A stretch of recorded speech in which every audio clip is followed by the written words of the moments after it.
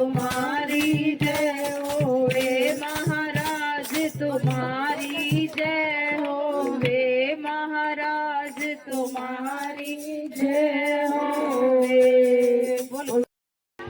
बोलिए गुरुदेव भगवान की जय, बोलिए सच्चे दरबार की जय। आज बड़ौत में गुरु जी का सत्संग हो रहा है। बहन सुदेश जी ने अपने घर में करवाया है, इनके लिए जोरदार तालियां। क्योंकि कोई भी अच्छा कर्म हो ना प्यारे, उनके लिए तालियां बजाने में कोई संकोच ना करो। व्यक्ति चाहे कोई भी हो, किसी भी जाति से और धर्म से हो, अच्छा कार्य हमेशा सराहनीय होता है प्यारे। जो गुरु के सानिध्य में आ जाते हैं, सत्संग की तरफ चले जाते हैं, धर्म की तरफ चले जाते हैं, और जो किसी की कुसंगति हो जाती है वो उसी कार्य में चले जाते हैं जिसकी जैसी रंगत होती है प्यारे। बोलिए गुरुदेव भगवान। गुरु ही चारों वेद हैं, गुरु है सभी पुराण, गुरु ज्ञान देकर कर रहे भक्तों का कल्याण।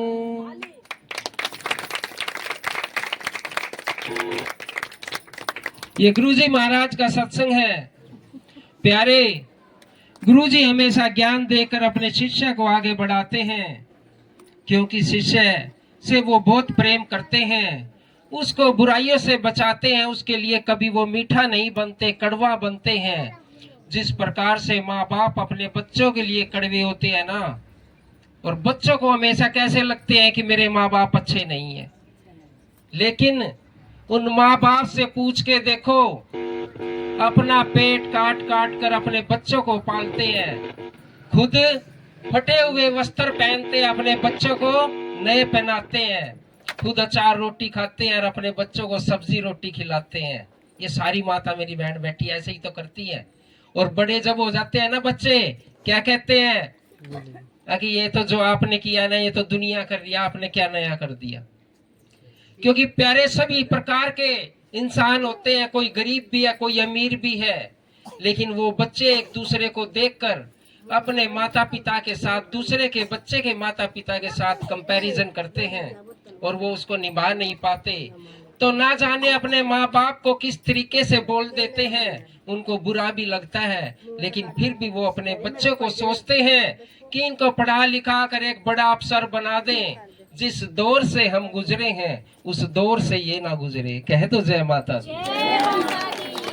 बोलिए गुरुदेव भगवान की। जयकारा जोर से लगाओ, इतने सारे भगत बैठे हो, ये तो है ना पूरे बड़ौत में आवाज जानी चाहिए बस अड्डे में। कह दो जय माता दी। वाह जी, बहुत बढ़िया। लेकिन आजकल ये संदेश है गुरुजी की तरफ से जो मैं आपको दे रहा हूँ। कथाएं तो चलती रहेंगी। आजकल मेरी माता बहन थोड़े से बहकावे में आ जाती हैं, कुछ लोग उनको बहका लेते हैं, और जिस माँ बाप के पास वो 22 साल 25 साल रहती है और वो थोड़े से बहकावे में आके अपने घर को छोड़ देती है, वे बच्चे आजीवन प्यारे दुखी रहते हैं। क्यों? वो एक माँ बाप का दिल दुखाकर नहीं जाती, पूरे खानदान का सिर कटाकर जाती है। उसको जीते जी नरक भोगना पड़ता है इस संसार में। वो तो बेचारे परेशान हो जाते हैं माँ बाप, लेकिन सुखी वो भी नहीं रह सकते। कह दो जय माता दी। इसी प्रकार प्यारे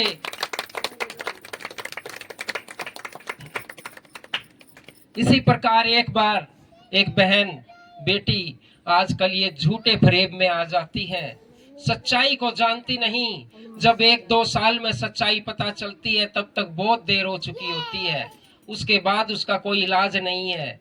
तो इसी प्रकार से प्यारे अपने माँ बाप की बात मानो। गुरुजी महाराज कहते हैं जो अपने माँ बाप की सेवा नहीं करते, अपने माँ बाप की बात नहीं मानते या उनको परेशान करते हैं, वो भगवान के काबिल नहीं है, गुरुदेव के काबिल नहीं है। कह दो जय माता दी। तो प्यारे एक बहन बेटी 22 साल की होगी, अपनी छत पर खड़ी थी और वो ये सीन देख रही थी। एक नीचे नट मदारी जो तमाशा दिखाता है वो नीचे खड़ा था और वो बहुत देर से कहीं कहीं पर कर रहा होगा। उसकी बेटी जो रस्सी पे चलती है उसको बार बार बोल रहा था कि बेटा सीधे चलो, सीधे चलो। बात सुनने की है, कोई कुछ भी कह सकता है, लेकिन आपका दिमाग प्यारे कैसा है, आप अगर भक्ति में है तो सबकी बातों को भक्ति में लेके चलोगे। अगर आप दूसरे विचारों के हैं, कोई अच्छी बात कहेगा तो उसको भी उल्टा लेके चलोगे। कह दो जय माता दी। तो वो अपना तमाशा दिखा रहा था। नट पर उसकी बेटी रस्से पर चल रही थी और एक बेटी ऊपर खड़ी थी छत पर। तो वो बार बार उसको सीधा चलने के लिए बोल रहा था, पता नहीं किसकी बात कहां पर लग जाए। वो उसको कह रहा था शब्दों में, क्योंकि अगर सीधा बार बार बोलता तो वो शायद बेचारा कर नहीं पाता, कि घनी गई थोड़ी रही या में पल पल जाए, एक पलक के कारण यूं ना कलंक लगाए। अगर आप गिर जाएंगे तो आपको कोई नहीं पूछेगा। तो जो बहन बेटी ऊपर खड़ी वो सुन रही थी, उसकी ये बात समझ में आ जाती है। वो दौड़कर उस नट के पास जाती है और उसको बोलती है, अरे भाई तूने आज मेरी आंखें खोल दी, मैं तो कुछ गलत कार्य करने वाली थी। उसने विचार किया मेरी 22 साल की तो उम्र हो गई है, मैं किसी के साथ जाऊंगी, मेरे माँ बाप का क्या होगा, मेरे खानदान का क्या होगा।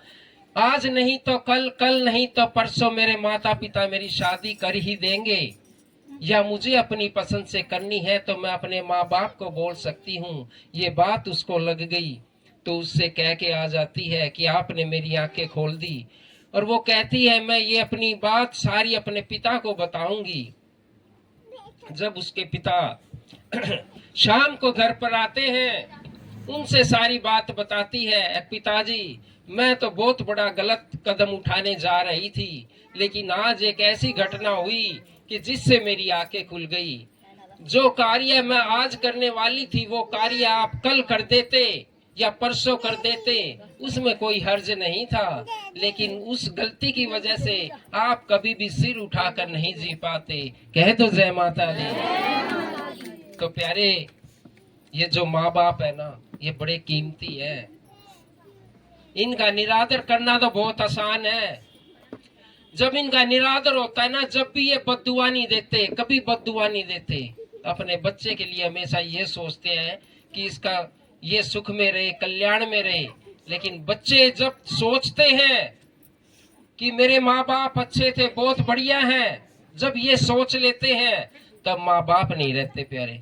कह दो जय माता दी। बोलिए गुरुदेव भगवान की जय, बोलिए सच्चे दरबार। मैं फिर इस बात को कह रहा हूँ, जो जिस बंदे के अंदर ये चीज नहीं है वो सनातन धर्मी नहीं है, वो गुरु के काबिल नहीं हो सकता, वो इस भगवान के काबिल नहीं हो सकता। मंदिर में जाके घंटियां बजा के तोड़ मत देना, भगवान नहीं आएंगे। पहले भगवान हमारे माँ बाप है, अगर उनकी रजा में आप गुरु के दरबार में भी जाएंगे तो 4 गुना भक्ति लगेगी प्यारे। कह दो जय माता दी।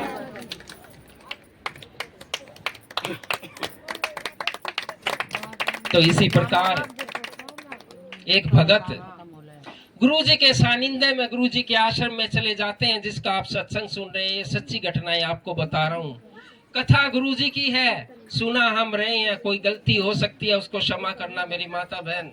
हो सकती है हमारे से भी गलती हो सकती है, कोई ना कोई शब्दों की त्रुटि हो सकती है, लेकिन कथाएं सारी सत्य है। तो एक गुरुजी के दरबार में एक छोटे बालपन से बच्चा चला जाता है और गुरु का नाम ले लेता है, और गुरु का स्मरण ऐसे करने लग जाता है कि बस 24 घंटे अगर रात को आंख खुल गई तो गुरु का नाम ले लिया, दिन में हो गया तो गुरु का नाम ले लिया। गुरुजी ने एक दुर्गा देवी भागवत उसको दे दी, बस उसको पढ़ने में अपना जीवन लगा दिया। कह दो जय माता दी। गुरुजी क्या देते हैं आपको? यही तो देते हैं। कोई धन की गठरी नहीं देते प्यारे, वो तो ज्ञान की गठरी देते हैं। जो गुरु को मना लेते हैं ना, इस संसार से जीते जी मुक्ति पा लेते हैं, भजन पा लेते हैं, मोक्ष पा लेते हैं। एक गुरु ऐसा है जो ये तीनों चीज आपको फ्री में देते हैं। दुनिया की कोई ताकत आपको ये नहीं दे सकती। कह दो जय माता दी। तो प्यारे, वो बच्चा गुरु का नाम धारण कर लेता है, और गुरु का नाम लेता लेता उसकी ऐसी आदत हो जाती है कि उसका ऐसी दिनचर्या, जब भी उसको समय मिले तो यही गुरु का नाम, देवी भागवत का पाठ करने लग जाता है। कहीं भी बैठकर उसको नहीं देखना कि ये जगह कैसी है, उसको नहीं देखना कि मैं बैठा कहाँ हूँ, क्योंकि ये देवी भागवत जो है या भक्ति है, इसके लिए कोई भी स्थान अनुचित नहीं होता। सारे के सारे स्थान उचित होते हैं। कहीं भी बैठकर इसका पाठ कर सकते हो। ये सबसे बड़े ग्रंथ है। कह दो जय माता दी। तो प्यारे, वो लेने लग जाता है और जब एक दिन बड़ा हो जाता है तो वे सोचते हैं घर वाले कि इसकी शादी कर दें। अब घर वालों ने देखा कुछ कार्य तो ये करता नहीं, अगर इसकी शादी कर दी अपने बच्चों को कैसे पालेगा? बहुत मुश्किल सवाल है। आजकल सोचते हैं मेरा बच्चा काबिल हो जाए तो शादी कर दें तो अपने बच्चों को पाल लेगा। लेकिन शादी भी दो ही सूरत में होती है प्यारे, मैंने तो ऐसा देखा है। मैं तुम्हारे को भी बता देता हूँ, क्या पता ऐसा ही होता हो। या तो बच्चा पढ़ लिख कर बिल्कुल तैयार हो जाए, नौकरी पे लग जाए, फिर घर वाले सोचते हैं कि ले भाई शादी कर दो, अब ये बच्चा ठीक है। या फिर उसकी शादी होती है जो बिल्कुल निकट्टू होता है, कुछ नहीं करता भाई, और उसकी घर वाले क्या कहते हैं, इसकी शादी कर दो, इसके ऊपर बोझ पड़ेगा ना, फिर करने लगेगा। कह दो जय माता। और जो बीच वाले होते हैं ना, उनको बड़ी मुश्किल होती है भाई, उनकी शादी होना। मेरी माता बहन की भी और भाइयों की भी बड़ी मुश्किल हो जाती है, अच्छे वर नहीं मिलते। इन दोनों के लिए माँ बाप एक जोर लगा देते हैं, बीच वाले के लिए थोड़ा कम लगाते हैं। कह दो जय माता। तो वो भी ऐसा ही पाठी था, कुछ नहीं करता था, भगवान का नाम लेता था। उसके लिए भी पूरा जोर लगा दिया कि इसकी शादी कर दो, जब इसके ऊपर जिम्मेवारी पड़ेगी ना ये अपने आप करेगा। रिश्तेदार इकट्ठे हो गए, कहीं से लड़की ढूंढी और उसकी शादी कर दी है उसके फेरे। जय माता दी। और भाई उसका तो वही कर्म था, कुछ नहीं करना था उसको, तो बस जहाँ लगे, जहाँ मन मिले और जहाँ पे भी बैठ जाए वहीं देवी भागवत का पाठ करना और गुरु का नाम लेना, भगवान का नाम लेना। पहले जमाने में होता था, अब जो पूजा पाठ करने वाले होते थे ना, तो उनके साथ कुछ कर्म भी करना पड़ता था, तब जाके घर चलते थे। अब तो पता नहीं कैसे कैसे संसार में चल पड़े हैं, किस प्रकार के लोग हैं, क्योंकि समय के हिसाब से सब कुछ बदल जाता है। तो भाई वो बेचारा ऐसे ही करता रहा। एक दिन घर के अंदर साधु संत आ गए, और साधु संत, जब वो बहन उसकी पत्नी थी, उनको कुछ देने के लिए भोग प्रसाद घर में ढूंढती है तो कुछ नहीं मिलता, क्योंकि जो बना था वो खा लिया, और जब साधु संत आए वो भी नहीं था जो बना था, और कुछ पीछे भी नहीं रखा था। ये देखकर वो बड़ी उदास हो जाती है। कहते हैं साधु संत बड़े भाग से घर में आते हैं अपने आप, पहले आज तो अपने आप आ जाते हैं, और लोग कहते हैं हमारे पास टाइम नहीं है, जाओ कल आना। कह दो जय माता दी। पहले बड़े भाग से आते थे, और जब उसकी पत्नी ने देखा कि कितने भाग से हमारे घर साधु संत आए हैं, इनकी मैं सेवा नहीं कर पाई, तो ये भी हमारे को दोष है। और वो महाराज जो उसका पति था, एक कमरे में बैठा आराम से दुर्गा सप्तशती पढ़ रहा, बड़ा मुस्कुरा रहा, प्रसन्न हो रहा। ये देखकर उसके पास गई और उसकी देवी भागवत उठाई और उसी के सर में मार दी। कह दो जय माता दी। भाई पत्नी है ना, गुस्सा भी आ सकता है, वो भी ठीक थी अपनी जगह। अब साधु संत आए और वो बेचारे खाली चले गए, कुछ भी उनको भोग प्रसाद देने के काबिल नहीं बने। ऐसे घर का क्या फायदा है? और उसको कह दिया जाओ, जब तक तुम कमाओगे नहीं या इस घर का खर्च नहीं उठाओगे, इस घर में मत आना, भाग जाओ इसको लेकर। जब आज भी मुझे ही इस घर का खर्च चलाना और कल भी मुझे ही चलाना है, ये बहन माता आज भी कर देती है ऐसे कार्य। कह दो जय माता दी। क्योंकि मैं देखता हूँ वे भाई लोग बेचारे आश्रम में बहुत सारे रहते हैं, उनसे भी मिलना कभी। कह दो जय माता। तो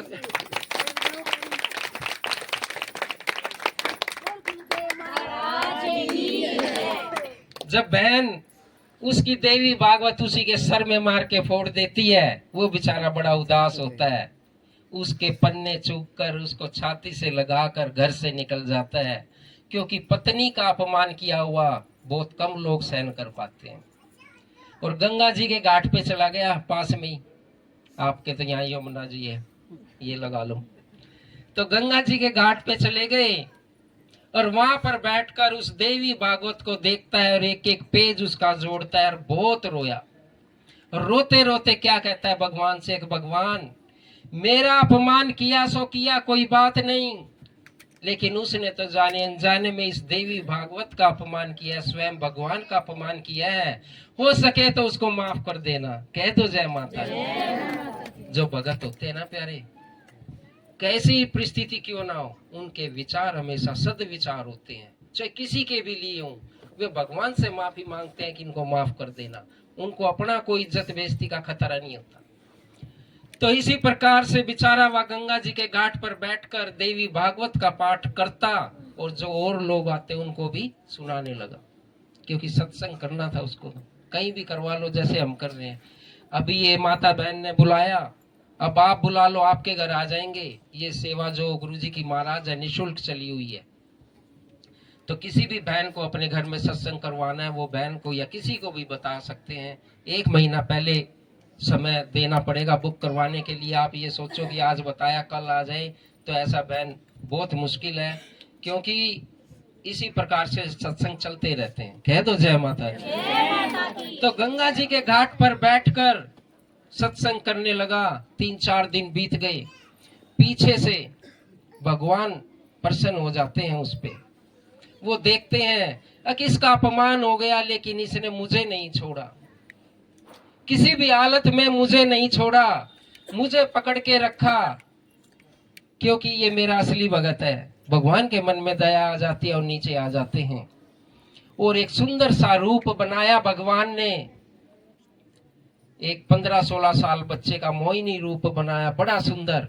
और एक टोकरी ली, टोकरी पहले टोकरी उठाए, सर पे रख ली और उनके घर जाने लगा। किनके घर? उसके घर, जो जहां से वो बेचारा निकला था।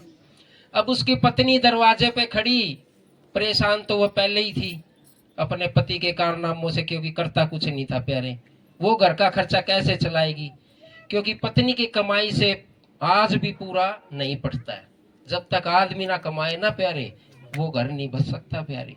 आदमी कमाए 1000 रुपए, पत्नी कमाए 50,000 रुपए, फिर भी 1000 रुपए कमाएगा तो पूरा पटेगा। कह दो जय माता दी।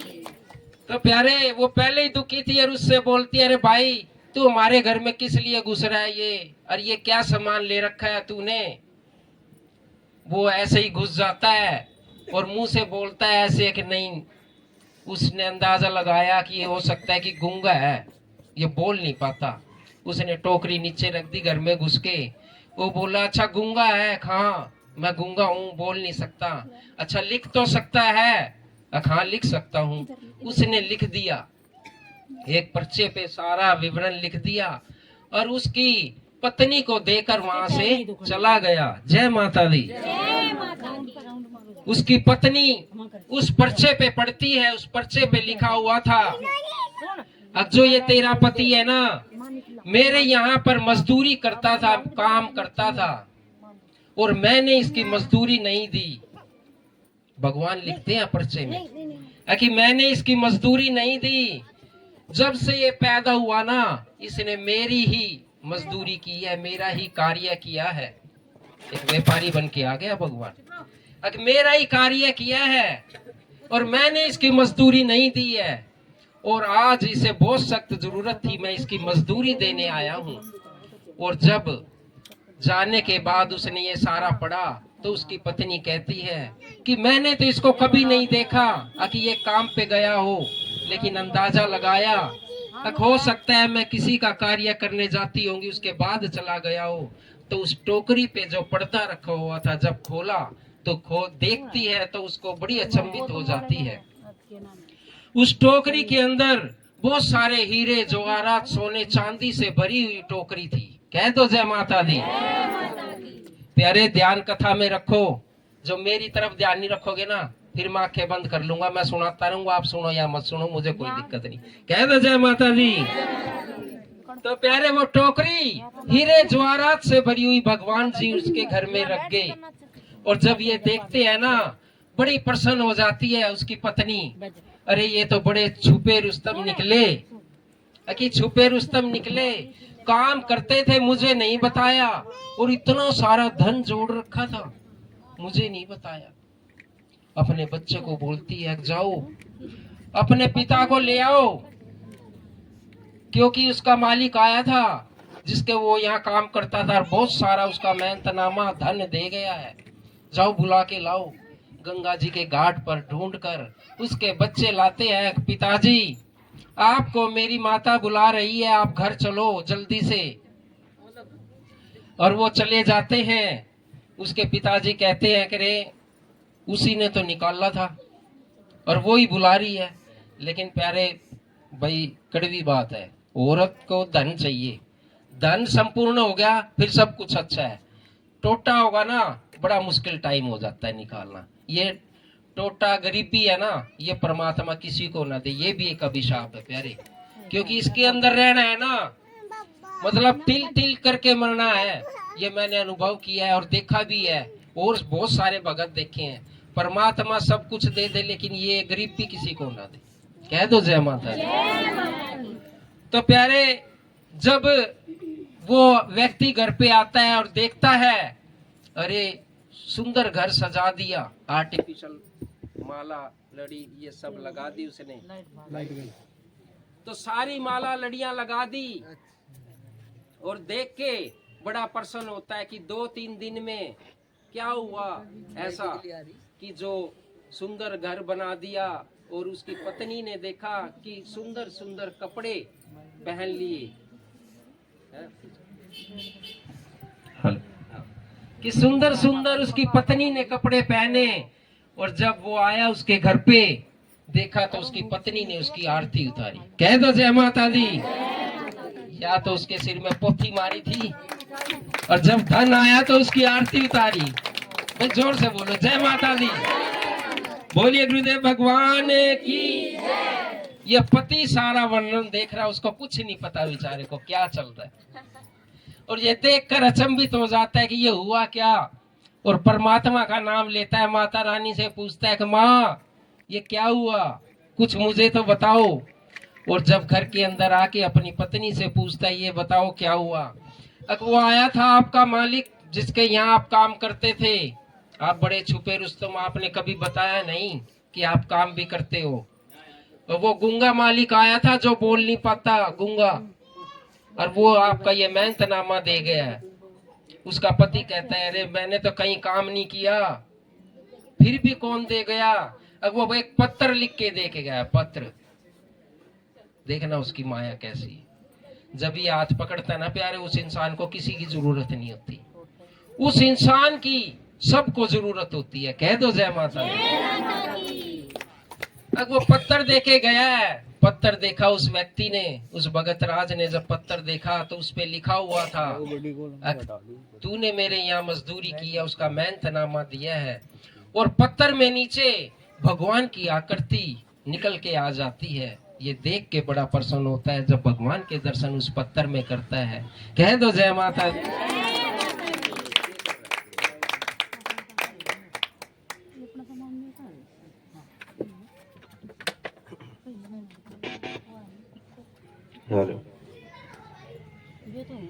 कह दो जय माता दी। कौन कौन भगत दर्शन करना जाता है? देखो हाथ उठाओ, कौन कौन? ये को बंद करिए, कौन कौन भगत चाहता है कि माता रानी के दर्शन हो? अच्छा, एक ऐसा भगत भी हो सकता है कि किसी ने दर्शन हुए हो। बहुत आसान काम है दर्शन करना, कभी आप सोचते हो? ये जब तक बड़ा सोचोगे ना जब तक बड़ी है, और जब दिल से मान लोगे ना, इस जैसी दयालु इस संसार में नहीं है प्यारे। आराम से दर्शन हो जाएंगे। कह दो जय माता दी। तो जब दोनों पति पत्नी खुश हो जाते हैं और देख के माँ की आराधना करते हैं, माँ तुम्हारी जब दया हो जाएगी, दुर्दिनों की दुर्दशा हो जाएगी। माँ तुम्हारी जब दया हो जाएगी, दुर्दिनों की दुर्दशा हो जाएगी। जब इसकी दया हो जाएगी ना, जितने भी बेकार दिन है ना, जितने भी खराब तुम्हारी जिंदगी के बीतते हैं, वो सब खत्म हो जाएंगे। वो किन दिनों में कन्वर्ट हो जाएंगे? शुभ दिनों में कन्वर्ट हो जाएंगे। जैसा तुम्हें पहले फील होता था ना, वैसे नहीं होगा। ये सब लोग बैठे तो जरूर हो, ये आपस में जो भगत बन जाएगा ना, ये लोग नहीं दिखेंगे उसको, सिर्फ ये दिखेगी, कोई नहीं दिखेगा। अब जो माँ की तरफ नहीं है ना, ये माँ नहीं दिखेगी, ये सब लोग उसको जरूर दिखेंगे। कह दो जय माता दी। माँ तुम्हारी जब दया हो जाएगी, दुर्दिनों की दुर्दशा हो जाएगी।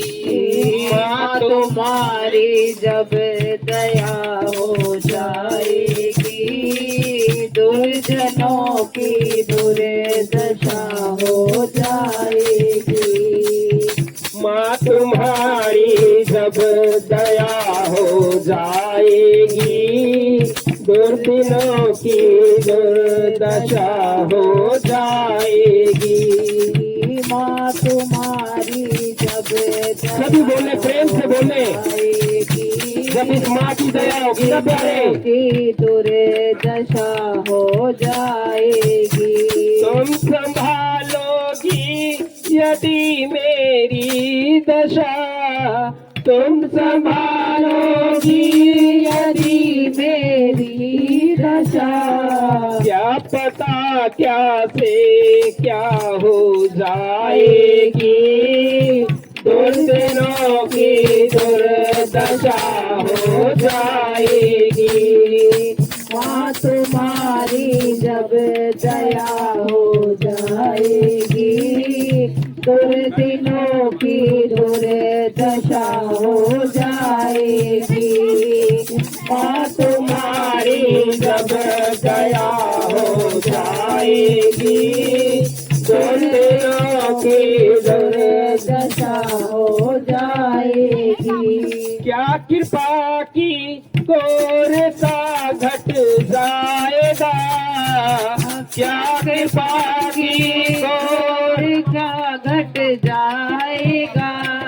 माता रानी से प्रार्थना करता है, माँ तू तो जगत की माता है, तू तो जगत की माता है, थोड़ी सी तू कृपा कर देगी ना, तेरा क्या घट जाएगा। तू तो संसार की माँ है, मैं तो एक छोटा सा प्राणी तेरा भगत हूँ, थोड़ी सी कृपा कर दे, मेरा उद्धार हो जाएगा। कह दो जय माता दी। क्या कृपा की कोरता घट जाएगा, क्या कृपा की और क्या घट जाएगा। दूर मेरी आपदा हो जाएगी, दुर्दिनों की दुर्दशा हो जाएगी। माँ तुम्हारी जब दया हो जाएगी, दुर्दिनों की दुर्दशा हो जाएगी। माँ तुम्हारी जब दया हो जाएगी, दुर्दिनों की दुर्दशा हो जाएगी। माँ तुम्हारी जब दया हो जाएगी, दुर्दिनों की दुर्दशा हो जाएगी। कर कृपा इस दास पर, पूर्ण मेरी साधना हो जाएगी, दुर्दिनों की दुर्दशा हो जाएगी। माँ तुम्हारी जब दया हो जाएगी, दुर्दिनों की दुर्दशा हो जाएगी। माँ तुम्हारी जब दया हो जाएगी, दुर्दिनों की दुर्दशा हो जाएगी। दुर्दिनों की दुर्दशा हो जाएगी। बोलिए गुरुदेव भगवान की जय। कह दो जय माता दी। जय माता की। जो सच्चे मन से माँ की सेवा करेगा ना, उसको दर्शन ये जरूर देगी, क्योंकि सच्चाई में भगवान वास करते हैं, गुरुदेव भगवान वास करते हैं। झूठ और प्रेम में तो राक्षस वास करते हैं प्यारे। इसी प्रकार एक बहुत गहरी बात है सुनना, क्योंकि ये आज हम यहाँ पर आए हैं, फिर पता नहीं कौन बहन बुलाए या ना बुलाए, लेकिन मेरे शब्द ऐसे होने चाहिए कि आप सबके कानों में गूंजने चाहिए। सच्ची घटना बता रहा हूँ। दिल्ली के अंदर सत्संग चला हुआ था। दिल्ली के अंदर ऐसे ही बैठे थे, एक बहन आ गई, बेचारी रोती पीटती, कहने लगी गुरुजी बहुत परेशान हूँ, कुछ करो। क्या बात है बेटा, आपका आदमी काम नहीं करता? ना गुरुजी बहुत काम करता है, कमाता है। फिर बेटा क्या बात, शराब पीता है? ना गुरुजी शराब भी नहीं पीता, बहुत अच्छा है मेरा आदमी। फिर क्या हुआ बेटा, आपकी मतलब डांटता है, पिटाई करता है या गुस्सा करता है? क्या बात है बेटा? वो भी नहीं करता गुरुजी। कमाल हो गया भाई, इतना अच्छा आदमी, कोई कमी नहीं, फिर भी बेचारी परेशान है। कह दो जय माता दी। मगर क्या बात हुई बेटा, बताओ तो। नो बोला जी मेरा आदमी तो इतना अच्छा है ना, तो शराब पीता, खूब कमाता है, घर का भी काम करवाता, मुझे भी चाय बना के पिलाता है। मैंने ऐसी पहली पत्नी देखी जिसने अपने आदमी की भलाई की। मैंने भी नहीं देखी, इतने साल हो गए सत्संग कर दे, नहीं तो सभी पत्नी कह देती है मेरा आदमी बहुत बेकार है। कह दो जय माता दी। मैं फिर बेटा क्या बात हुई? गुरुजी मैं खाली रहती थी घर पे और मैंने ये किट्टी पार्टियां ज्वाइन कर ली। किट्टी पार्टियां सुना होगा ना? हाँ, बड़े बड़े घर की औरतें आती थी, मैं भी उनके साथ शराब पीने लगी। वो शराब नहीं पीता, मैं पीती हूँ, मेरी छुड़वा दो। कह दो जय माता दी। तो प्यारे ये चला हुआ है दिल्ली में, यहाँ पे तो नहीं होगा, दिल्ली में जरूर चला हुआ है। तो ऐसे ही वो जो भगत था ना, भगत राज, जिसको भगवान के दर्शन हुए, वो आप भी हो सकते हैं मेरी माता बहन। थोड़े से दिल की बात है, जब इतना सारा धन उन्होंने देखा और भगत राज ने सोचा कि इसका क्या करूं, जो प्रभु जी दे गए हैं, इस धन का क्या करूं मैं। उसके दिमाग में आइडिया आया, जितने ये साधु संत समाज आता है ना, इनके भोजन में लगा देता हूं। कह दो जय माता दी। उनको भक्तों को कोई जरूरत नहीं होती, कोई जरूरत नहीं होती, वो भगवान का सब कुछ खर्च भगवान पे ही कर देते। तो उसने सोचा क्यों ना इस साधु संत में लगा दूं, और अपने घर के उसमें लिख दिया, अब जितने भी साधु संत समाज आएंगे, इस घर में चाय पानी खाना उनके लिए सब निःशुल्क व्यवस्था। और इस प्रकार से पहले 1 आए, 2 आए, 10 आए, 100 आए, 100-150 साधु संत रोज वहां पे भोजन करने लगे। कह दो जय माता दी। भगवान की कृपा कैसी हुई है, भगवान की कृपा कैसी हुई, दर्शन भी दिए। पहला व्यक्ति है संसार में जिसको 2 बार ही दर्शन दिए। एक बार मुश्किल से देता है, नहीं तो जन्म पे जन्म लग जाते हैं। दर्शन तो छोड़ो, नाम भी नहीं लेने देता। कह दो जय माता दी। और सारा पैसा भंडार घर में लगा दिया, अन्न क्षेत्र में लगा दिया। जो भी साधु संत आए उनके लिए भोजन प्रसाद की दोनों मियां बीबी पति पत्नी बड़े प्रेम से बनाने लगे। अब एक दिन ऐसा आया भाई, पहले वे जवान थे, अब इस माता की तरह थोड़े बूढ़े भी हो गए, थक गए, लेकिन प्रसाद ऐसे ही चलता रहा। भगवान का भंडारा था, घटने वाला थोड़ी था, वो तो जितना निकालते उतना ही फिर आ जाता। तो जब उसने देखा, आपस में बात की, अब तो मेरे पे इतने व्यक्तियों का भंडारा नहीं बन पाता, मैं बड़ी थक जाती हूँ और काम होता नहीं, कभी कच्चा बन जाता था, कभी जल जाता था, कभी पक्का। साधु संत भी खा तो जरूर जाते थे, पर वो स्वाद नहीं आ रहा था। अब ये देखकर दोनों पति पत्नी बड़े दुखी हो जाते हैं, किसकी व्यवस्था किस प्रकार की जाए। तो उन्होंने एक उपाय सूझा और बाहर एक घर के बोर्ड लगा दिया, कोई भी भगत सेवा करवाना चाहता हो भंडारे की तो उसका स्वागत है, साधु संतों के लिए भोजन बनता है, उसमें हमारा सहयोग करवाएं, उस भंडारे को बनवाएं ताकि हम साधु संतों को प्रसाद खिला सकें। कह दो जय माता दी। तो जब देखा भगवान जी ने, अब बड़े दुखी हो गए हैं, मैंने तो इनको जो धन दिया था ना, इनके बच्चों के लिए, परिवार के लिए दिया था। और इस भगत ने तो फिर वही धन इसी कार्य में लगा दिया, धर्म के कार्य में लगा दिया। इनका तो फिर से कुछ उद्धार करना पड़ेगा।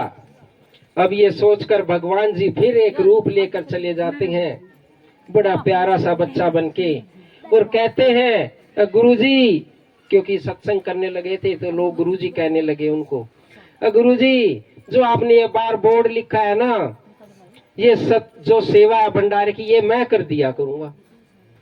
अरे भाई तू तो अभी छोटा बच्चा है, इतनी सारी सेवा थोड़ी कर पाएगा। 150 संतों का भोजन बनता है, कैसे बनाएगा? गुरुजी सारा कर दूंगा, झाड़ू पोछा भी कर दूंगा, नाना प्रकार के पकवान बना दूंगा। किसी भी संत साधु से पूछना, खाने में आनंद आए तो मुझे शाबाशी दे देना, नहीं तो नहीं। कह दो जय माता दी। ये सुनकर गुरुजी महाराज बड़े प्रसन्न हो जाते हैं। अगले भाई ये जो भंडारे की व्यवस्था है ना, अब फिर चलती रहेगी। कह दो जय माता दी। तो बड़े प्रसन्न हो जाते हैं और उससे कहते हैं, देख बेटा हमारी शर्त है, सुबह जल्दी उठेगा 4 बजे, नहाएगा, साफ कपड़े पहनेगा, पूरे नियमों का पालन करेगा, तब जाकर भंडारा बनाएगा, फिर साधु संत पाएंगे। ठीक है भगवान, गुरुदेव भगवान सारा कर दूंगा, पर मेरी भी एक शर्त है। कह दो जय माता जी। भाई भगवान भी तो रखेगा ना एक शर्त। अगर मेरी भी एक शर्त है, मैं जितने भी साधु संत आएंगे, कितने ही आए, सबको भोजन प्रसाद बना के खिलाऊंगा, झाड़ू पोछा करूंगा, साफ सफाई करूंगा, जितने पकवान बनाओगे उतने बनाऊंगा, डरूंगा नहीं। लेकिन मेरा खाना आप लोगों को बनाना पड़ेगा। कह दो जय माता दी। अरे ये भगवान है ना, पूरी दुनिया को देता है, वो खाता नहीं है। खाता किसका है? जो ये मेरी बहन भोग लगाती है ना मंदिर में, वो ही तो खाता है। कह दो जय माता दी। भक्तों का बना खाता है, अपने आप बनाया हुआ नहीं। शर्त रख दी, अगर नहीं तो मैं भूखा रह जाऊंगा। पूरे समाज को खिलाऊंगा जितने भी तुम्हारे घर आएंगे, लेकिन मेरा भोजन आप दोनों को बनाना पड़ेगा। बड़ा खुश हो जाते हैं। उसने सोचा एक बालक है, कोई बात नहीं, 5-7 रोटी खा लेगा, बढ़िया से एक को दे देंगे, और आज हम 150 व्यक्तियों का भोजन बनाते हैं, मदद हो जाएगी। कह दो जय माता दी। ये सोचकर 1-2 दिन कार्यक्रम चला, सुबह से शाम हो गई, सारा भंडारे का काम निबट गया, और कहने लगा माता जी अब मेरी बारी है, मुझे भोजन खिलाओ, बनाओ। और माता जी ने भी सोचा कि पूरा दिन इस बच्चे ने है ना कोई काम नहीं करने दिया, ऐसे बैठी थी जैसे ये बहन बैठी है कुर्सी पे, कोई काम नहीं करने दिया। कह दो जय माता दी। तो उसने भी बड़ा खुश होकर 2-3 सब्जी बनाई, 8-10 रोटी बना दी, बड़ी सुंदर प्लेट लगा दी, और भगवान जी बैठ गए और भोग लगा दिया कि लो खाओ। अब कहाँ इतना समय लगता, वो तो सारा कर दिया काम। अब बोले माता जी भूखा हूँ, अभी और चाहिए। अब भाई बढ़ता चला गया प्रोग्राम, बेचारी परेशान हो गई। अरे भाई वो किसी से कहने लायक भी नहीं, क्योंकि भगवान ने कंडीशन रख दी थी, कहना नहीं किसी को, पहले ही शर्त ले ली थी अपनी। अगर जो कहा किसी को मैं चला जाऊंगा तुम्हें छोड़ के। अब वो बूढ़ी माता परेशान हो गई इन जैसी, अगर कहे तो फंसे, वो भंडारे की व्यवस्था रुक जाए, और ना कहे तो उसकी रोटी कौन बनाए, अकेला 150 आदमियों का भोजन खाने लगा। कह दो जय माता दी। गुरुजी कहने लगे अरे भाई 150 व्यक्तियों का तो भोजन हम दोनों मिलके बनाते थे, अब दोनों मिलकर इसे एक आदमी का 150 आदमियों का भोजन खा जाता। कह दो जय माता दी। भगवान जी थे ना, अपनी माया तो दिखाएंगे ना।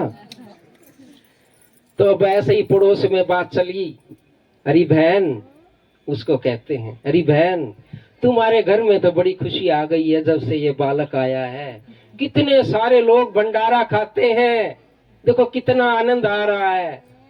वो बेचारी अंदर से बहुत दुखी, महिला है ना, औरत है ना, उसके बाद तो कोई छुपती नहीं, रुक नहीं सकती, उसको तो वरदान मिला, श्राप है ये औरतों को, ताकि अपने मन में कोई बात नहीं रख सकती अपने अंदर। और भगवान ने कहा था बताना मत, अब बेचारी 2-3 दिन बीत गई, वो अकेली 150 व्यक्तियों का खाना कैसे बनाई, वो बहुत दुखी। अरे बहन क्या बताऊं तुझे, मैं तो पहले भी 150 का बना रही थी, अब भी 150 आदमियों का खाना बना रही हूँ।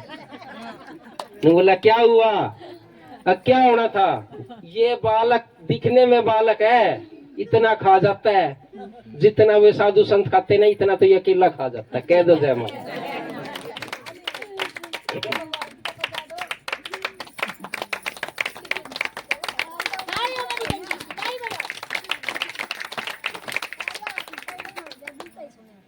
और जब ये बात भगवान जी ने सुन ली, अंतर्यामी थे, नाम भी अंतर्यामी था, और भगवान जी गायब हो वहां से।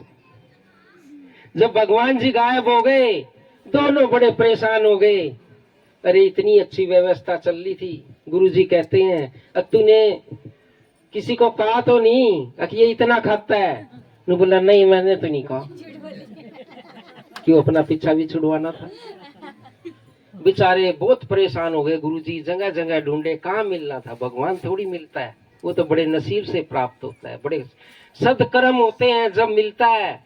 बड़ा दुखी होकर फिर पूछा, अरे तूने किसी और को तो नहीं बताया? हाँ मेरे से गलती हो गई थी, ये पड़ोस में एक स्त्री थी उसने पूछ लिया, मैं भी परेशान थी मैंने कह दिया। गुरुजी माथा पकड़ के बैठ के कर दिया बने बनाए काम का नाश। कह दो जय माता दी। गुरुजी को इतना मोह हो गया, क्योंकि भगवान थे ना, बड़ा मोह हो गया उनसे। मंदिर में ढूंढा, सब जगह ढूंढा, कहाँ मिलते, वो तो भगवान थे, अपने धाम को चले गए। और जब भगवान की पूजा करते थे ना, मंदिर में चले गए। गुरुजी हाथ जोड़कर बोले, हे भगवान, देखना सच्ची श्रद्धा कैसी होती है कि हे भगवान, मेरी एक अर्ज है तुमसे, मैंने हमेशा तुम्हारे लिए भक्ति की, तुमने दर्शन दिए, मुझे दर्शनों की अभिलाषा नहीं है, मुझे मुक्ति की अभिलाषा नहीं है, मुझे मोक्ष की अभिलाषा नहीं है। वो एक बालक था ना जो, वो मुझे दे दो जिससे ये भंडारा चलता रहे, रोज साधु संत भंडारा खाते रहे। कह दो जय माता दी। किसी चीज की इच्छा नहीं। अब मंदिर से ये एक आवाज आती है, गुरुजी मैं यहाँ हूँ। और ये बात सुनकर गुरुजी एकदम पलटते हैं, मिल गया, बड़ा आनंद आ गया। क्योंकि संत सेवा में जो आनंद आता है ना प्यारे, भगवान के दर्शन भी अगर छूट जाए ना, एक तरह से भगवान भी उन साधु संतों में आके उस भगवान को दर्शन देते हैं। ये मेरा वादा आपसे। वो भंडारा खाने आएंगे आपका, और उसी में आपको दर्शन दे जाएंगे, पता भी नहीं चलेगा। पीछे से आवाज आती है, गुरुजी मैं यहाँ हूँ। सब जगह देखते हैं, कहीं दिखाई नहीं देता। जब फोटो में देखते हैं पलट के, कहते हैं देखो फोटो को देखो, मूर्ति को देखो, उसमें उस जो बाल रूप उनके घर में कार्य करता था वो उसके अंदर आ जाता है फोटो, जो मैया की भगवान की फोटो।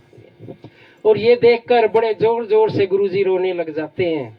गुरुजी दूसरी बार आपने दर्शन दिए हैं और मेरा कार्य अधूरा रह गया है, वो भंडारे का, आप उसे पूर्ण करो, बाकी मुझे कुछ नहीं पता। कह दो जय माता दी। फिर भी जिद वही, क्योंकि जो आनंद साधु संतों को खिलाने में आता है वो भी एक प्रकार की भक्ति है। भक्ति के लिए कुछ करने की जरूरत नहीं, बस एक नियम ले लो प्यारे, एक नियम, कोई भी एक नियम। जिस प्रकार से हमें नाग कर माँ के मंदिर में मत्था टेकना है और तब प्रसाद या चाय लेनी है, बस एक नियम ले लो, एक नियम, इसी में भगवान आ जाएंगे। कह दो जय माता दी। तो प्यारे, भगवान के दर्शन करना बड़ा सौखा है, और जिनकी आत्मा साफ है उनके तो साथ ही रहते हैं वो। तो जो ये है ना, जो ये हमारी उम्र है ना, ये थोड़ी है इस कलयुग के हिसाब से। सतयुग में है ना, हजारों साल लोग तप करते थे, भगवान नहीं मिलते थे, हजारों साल चले जाते थे। द्वापर युग में हवन करते थे, तब भी नहीं मिलते थे।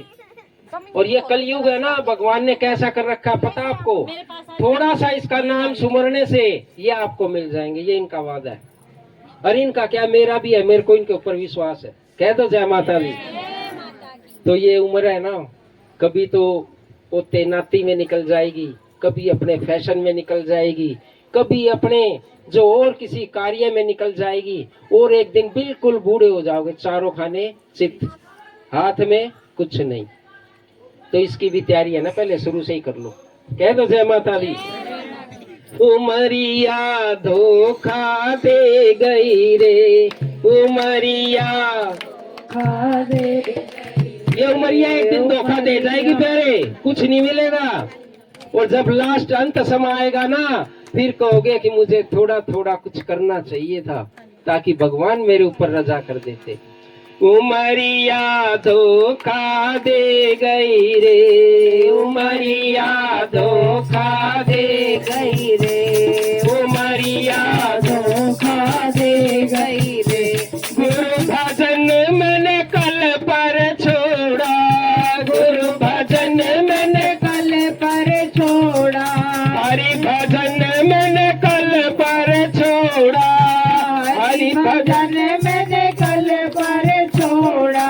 सांस निकल गई रे, उमरिया धोखा दे गई रे, उमरिया धोखा दे गई रे, उमरिया धोखा दे गई रे, उमरिया धोखा दे गई रे, उमरिया धोखा दे गई रे। बालापन मैंने हंस खेल गवाया, बालापन हंस खेल गवाया, बालापन हंस खेल गवाया, बालापन हंस खेल गवाया। जब बचपन होता है ना, पता ही नहीं चलता कि भगवान को मानना है, किसको मानना है, किसके लिए हम इस संसार में आए हैं। 15 साल 20 साल ऐसे निकल जाते हैं जैसे हम इस दुनिया में पैदा ही नहीं हुए प्यारे। और जब बहुत संभालते हैं ना, तब जवानी का नशा चढ़ जाता है, उसको भूल जाते हैं। ठीक है, आज नहीं कल देखेंगे। और फिर जिम्मेवारी ऐसी आ जाती है, लास्ट सीजन आ जाता है जाने का, लेकिन वक्त नहीं मिलता प्यारे। बालापन हंस खेल गवाया, बालापन हंस खेल गवाया, बालापन हंस खेल गवाया। बोलो सभी। बालापन हंस खेल गवाया। धोखे में रह गई रे, उमरिया उमरिया धोखा दे गई रे, उमरिया धोखा दे गई रे। गुरु भजन मैंने कल पर छोड़ा, गुरु भजन मैंने कल पर छोड़ा, सांस निकल गई रे, उमरिया धोखा दे गई रे, उमरिया धोखा दे गई रे। आई जवानी नींद न टूटे, आई जवानी नींद न टूटे, आई जवानी नींद न टूटे, आई जवानी नींद न टूटे। सपन में खो गई रे, उमरिया धोखा दे गई रे, उमरिया धोखा दे गई रे, उमरिया धोखा दे गई रे। हरि भजन मैंने कल पर छोड़ा, हरि भजन मैंने कल पर छोड़ा, सांस निकल गई रे, उमरिया धोखा दे गई रे, उमरिया धोखा दे गई रे। उमरिया धोखा दे गई रे, उमरिया धोखा दे गई रे। मैंने न जाना कभी आएगा बुढ़ापा, मैंने न जाना आएगा बुढ़ापा, मैंने न जाना कभी आएगा बुढ़ापा, मैंने न जाना आएगा बुढ़ापा। सांस अटक गई रे, उमरिया उमरिया धोखा दे गई रे, उमरिया धोखा दे गई रे। हरि भजन मन कल पर छोड़ा, हरि भजन मैंने कल पर छोड़ा, हरि भजन मैंने कल पर छोड़ा, हरि भजन मैंने कल पर छोड़ा। सांस निकल